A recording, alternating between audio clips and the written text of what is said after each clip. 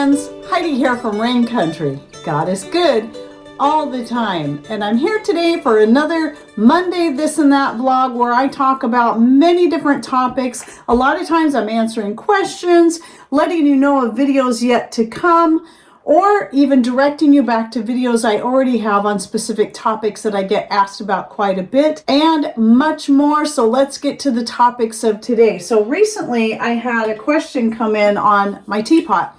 And I did a video on this years ago, but a lot of new people are coming in, and when they see this thing, especially when it's not all polished up, like I did spend a little time recently polishing it, and it could use a little bit more, but it's not something I do commonly. But if you look in some of the pictures where you'll see this, it can easily be mistaken for aluminum. Nope, I got rid of all my aluminum cookware of any kind, and I certainly would not make my herbal teas in an aluminum teapot. This is silver.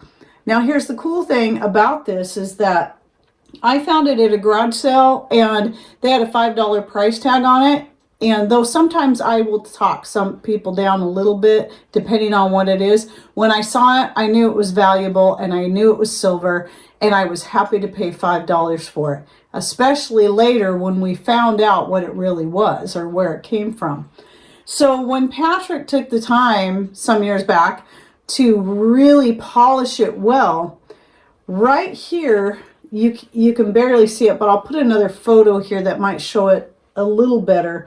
There's an emblem, and it says U.S. Navy on it. And that got me excited. And so then I went to the bottom of the teapot and looked at the information down here, and then decided to see what I could learn about this particular pot. And here was the cool thing, was that I found out that it came from not just a Navy ship, but the captain's quarters on a Navy ship. And this was during World War II. So this thing is definitely on the older side. It's got a lot of bumps on it, little dents here and there that you'll see. I'm sure I've put a few of those on there myself, but yes, because silver is soft and it does dent and bend up easily, but I love this thing. So no, definitely not aluminum, but a very cool find, and it was absolutely worth every cent of the $5 I paid for it. So some other things I want to come back to the coffee beans and the chocolate tea that I was talking about in last week's This and That video. Here's the brand I bought. This is Anthony's Organic Whole Bean Green Coffee. I've been very happy with Anthony's brand. I've been sharing them quite a bit more because I've been trying out more and more of their products. So yesterday I did try for the first time to roast some up, and I followed Zach's video, which I'll link to down below, just doing it on the stove top. In fact, I just did it here first. I wanted to do it on my wood stove, but I thought I would try it on here first to get more familiar with it. Next time I do it, I'm going to try it on the wood stove. I just used a stainless steel pan with a glass lid so I could watch through the lid how it was doing and the color it was turning as I was roasting them. I'm very happy with just even my first attempt at how these turned out. Just the smell of these ones that are in here alone just smells so good holding it here like this. But yes, I did make a small pot of coffee with them last night. So I ground them up. So it was really cool because I had fresh roasted, then freshly ground, and then freshly brewed. But anyway, I'm going to be doing a little bit more experimentation, and down the road I'll do my own video showing you how I do it. And I don't know that it will be any more different than the way Zach's doing it, but we'll see. We'll see. I might find a method that works better for me. And then what I did after I had my first cup of just the plain coffee, I decided to try taking the chocolate tea. Now here's the original bag. It's gonna, if you're buying this online, you'll notice that their original packaging looks different than their new packaging. I did buy several packages, one so I can gift it to a friend. And anyway, so the other thing that Stacy had sent me with that original pack of chocolate tea was the tea ball. I like this. This is the best one I've ever seen.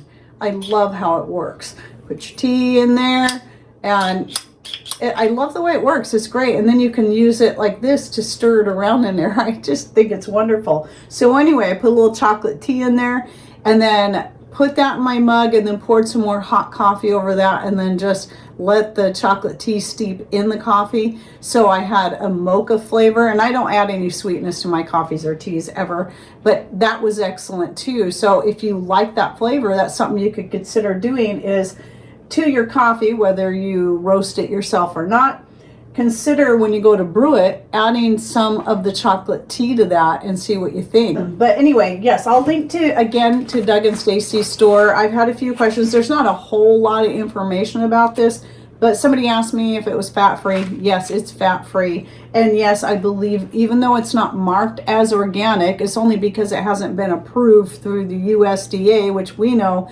their standards of organic are very liberal, not as strict as those of us who grow our own things. I believe the source that they get this from, because I trust what Doug and Stacy say about it, and they use it on a regular basis. I trust them and their word on that. If you have any more questions about it, I suggest you just go talk to them directly. And then here's a quick update on the knee. It is doing so much better this week. It's still a slow healing process, especially for how badly I hurt it. But I do believe the measures I've been taking to help it heal have been helpful at speeding up the process.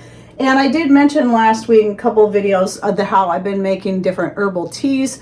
And I usually add a spice or something to these, just, to add some nice flavor. But one of them is nettle, which I mentioned last week. I also will do another day, I'll make a pot of comfrey tea, another day with horsetail, and another day with mullein. And all these are just a few of the herbs that you can use to make a tea out of that can work from the inside out to help heal joints and various issues within the joints, the muscles, the ligaments, the tendons, and so on. So I recommend those. And then of course, using my own homemade joint and muscle rub. This particular blend I started off with infusing dried comfrey from my own garden, arnica flowers, and some red pepper flakes. I have a newer version coming out where I added a few more herbs to that, and you'll be seeing that come out real soon. And then to this, I added some essential oils. Eventually, what I'm trying to work towards is just doing an infused oil and leaving out most, if not all, of the essential oils to help cut costs, especially if I can use mostly herbs from my own garden. So that's the goal with the new recipe for the infused oil. But if you're interested in learning more about this and the essential oils I use, I'll link to my video that I did, I think last year or the year before, in the description box down below, so you can check that out. And then of course I've been using the rice pack, the bean pack, and then just trying to be very careful with it. I'm not wearing the knee brace so much now, because now what's happening is too little movement is causing it to want to cramp up, and that's what's been hurting the most. And so I've been doing my own home-based physical therapy on it. Look into that if you've got something like that you're trying to heal. Physical therapy is an important part of the healing process to ensure that you're going to regain your full mobility in the affected area. Okay, now let's talk a little bit about freesteading. Well, here's the funny thing. So I have a video coming out in a couple weeks where I talk some about that. Mostly the video is focused on the best way to contact me, which is always through email, never through social media messaging. No private messaging through any of those. Email is always the best if you want to be sure I'm actually going to see your message. So if you have any important questions, that's where to go. raincountryhomestead@gmail.com. But I also mentioned freesteading, and the more I'm on there, the more I'm happy with it. Now, if you're wondering what it is a social media site that's very different from all of the rest. And the more I'm there, the more I like it better than any. And I'm still going to keep my other ones open in case I ever need to use them, especially the Facebook page, to make important announcements that I want to make sure everybody's going to see. But other than that, I won't be interacting on Facebook at all, because it's, especially now that it's changed over to this whole stupid meta thing for the pages, I hate it. It's more complicated, it's more time consuming, and I just don't have that kind of time. Where freesteading is a place where everybody there and the founders are all homesteaders, and all of the community leaders like myself, which I am now, are all those who also have a homesteading based channel. So please go check them out. I'll be putting the link to, I'll actually put the link to my community page down below so you can join that if you want. You can even put in a connection request. I'm pretty much at this point accepting all, because that's the only thing I'm using Freesteading for, is anything associated with homesteading, you know, DIY, any of that kind of stuff that I would talk about here on my channel. But I got to say this because every time I post something about it and then a whole bunch of people go in there all at the same time and try to sign up.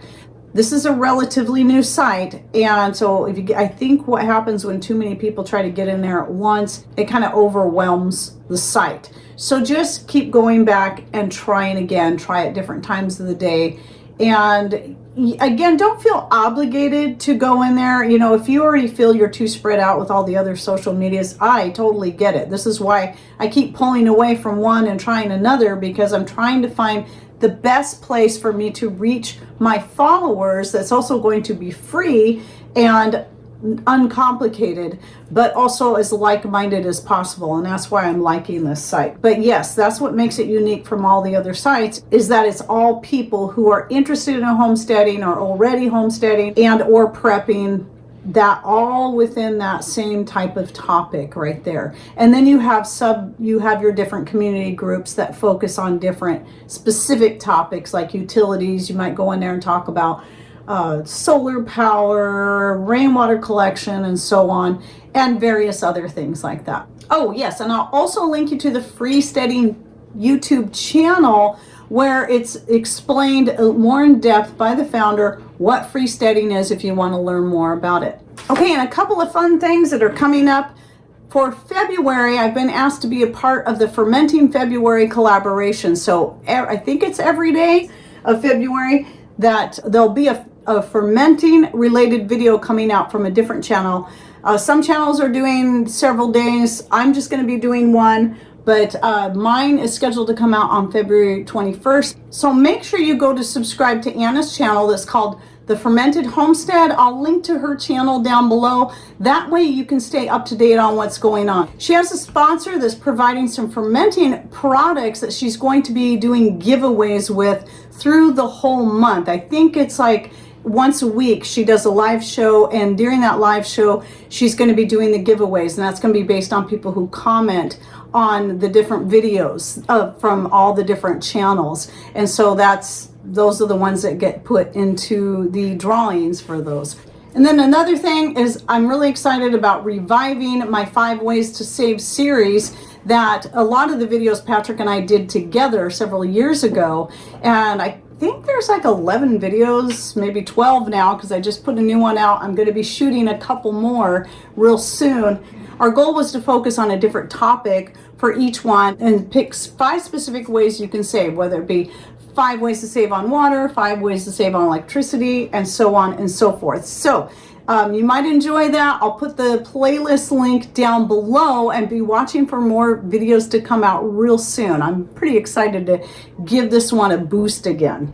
And then speaking of collaborations, just a reminder, I've got 2 collaborations with my subscribers that I'm trying to get put together. It's been a lot slower going, but let's keep those photos coming in. So there are 2 different collaborations, and please make sure that you label your email as either recipe collaboration or medicinal collaboration. So this isn't a fermenting one. We've already done that, and I'll do another one later for 2023 like we did last year. But if it's a fermented thing, save those fermented things for the next collaboration we do on that. So when I'm saying recipes, I'm talking about all other types of food recipes, whether it be a main dish, some kind of sauce, a dessert, a bread, or homemade chocolate, whatever it is. I have a video already out on that you learned how to make this from. Then do whatever tweaks you want to it, take a photo of it, and send that to me at raincountryhomestead@gmail.com under recipe collaboration. And then if you have any photos, this will be a separate email. If you have photos for both, that's great, but separate email on anything medicinal you've made, whether it be an extract, a tincture, some capsules, a syrup, a muscle rub, a vapor rub, whatever it is. Take pictures of that and or those, you can send me several. Typically only I'm going to choose up to 3 photos from each person, and then that will go under medicinal collaboration. So make sure you title each email correctly, because they're going to go into 2 different folders. So when I go to start working on these videos, I know which one to grab the photos from. And then let me know if you do not want your name included. Just let me know that, or if you just want your first name or your channel name. Make sure you make that clear. If you have a channel, make sure you let me know that that's what you want put on there. And if you're curious at how those look, I'll link to the playlist of the videos we have so far, so you can go check those out. It's just a fun way for my subscribers and myself to do something together, and everybody gets a little bit of recognition of the hard work that they put into things. Oh, and then one more thing I want to bring up is that I've been getting a lot of questions coming in through emails, because if you're going back and watching videos that are over 3 or 4 months old, you might come across my Etsy link, and then you'll go in there and you'll see, well, there's nothing there.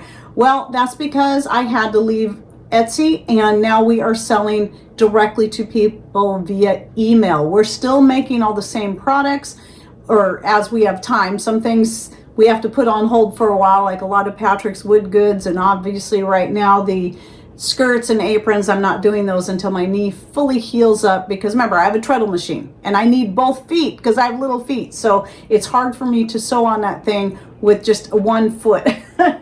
So anyway, some things are on hold for a while, but we're still selling seeds, we're still selling the chambers, we're still selling the colloidal generators, and several other things.